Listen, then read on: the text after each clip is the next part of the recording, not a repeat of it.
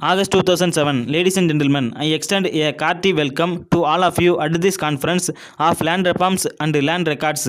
I specially welcome Chief Minister of Punjab, who is representing the state after a long time. I do hope that many of the problems which can be tackled only by a popular government will not become easier of solution. The governor had done a good job. Successive governors have done well, but there is a limitation on what a governor can do, and beyond those limits it has to be done only by a popular government. So I am glad that he attends this conference. He has taken special interest in this subject, and I hope it will be possible for his government to show results. My colleague has already placed before you the outline of the deliberations which you are going to have. I need not be to repeat all that he has said, but let me start by asking why this conference has become necessary. The central government have nothing to do with land reforms. According to the constitution, they fall completely within the purview of the state government. Why should I go out of the way to call all of you? It is not my constitutional responsibility. It is yours after 50 years. And if you ask me, it is much more longer than 50 years, because land reform was one of the accepted programs of all the political parties even before independence. After all these years, if we still find ourselves talking in terms of what we said 50 years ago or 60 years ago, I think there is something seriously wrong.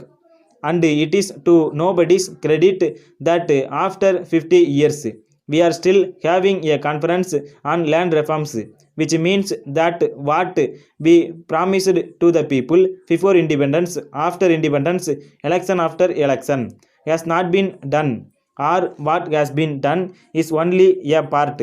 So I want an end to these conferences. If I could make this the last conference to be ever held in Delhi, I would be happy. What I want now is total implementation within a time frame fixed by us today. We have told the chief ministers that all the surplus lands available under the land ceiling laws in the states should be distributed before the end of this year. Now the record which I have before me very clearly indicates that we are nowhere near that. It is possible that there are some special difficulties. It is possible that in some cases it may take a longer time. Then I want to know what the agrarian structure in this country is going to be ultimately. I want to know whether in a particular village all the landless has been made available, and if there are any more landless people.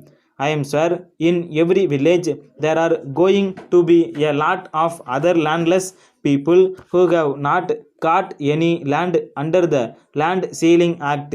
Then you will have to think of something else for them. These are all matters which I wanted to place before you today. I only want this meeting to be a business like meeting. I have been told that you will be meeting in the afternoon of this subject again to discuss among yourselves. If you could have some way of dealing with this matter by having a committee and come up with recommendations, we can take final decisions and start implementing them immediately with utmost care and caution. Letter dated the 15th September 2006 from Raju Associates, Egmore, Chennai, to Messrs. Narayana Travels, Kanyakumari. Dear Sirs, this has reference to the visit of our representative last week to your office to discuss about the chartering of a luxury tourist bus on permanent basis for our guests. Since our guests and visitors come from foreign countries in wages round the year, it has been decided that we have a luxury tourist bus with music and video facility on permanent basis for tours at reasonable rates. besides the fixed monthly payment to you as a renting fee. The actual expenses for petrol consumption, daily charges of drivers, attendants, etc. will be paid separately by us in addition to the above when the tours actually take place. A well experienced driver and attendant may please be posted for the smooth operation of the tourist bus. We would meet the expenses towards minor repairs and to 1000 rupees in a single package. If there are repairs to be attended to beyond this amount, it should be borne by you. It may be stated that the matter has not yet been finalized, though we are very eager to finalize it soon because one batches of our visitors would be here from Russia within a fortnight. Our representative will call on you again in a day or two. We hope you will sign an agreement with him in this respect. Yours faithfully.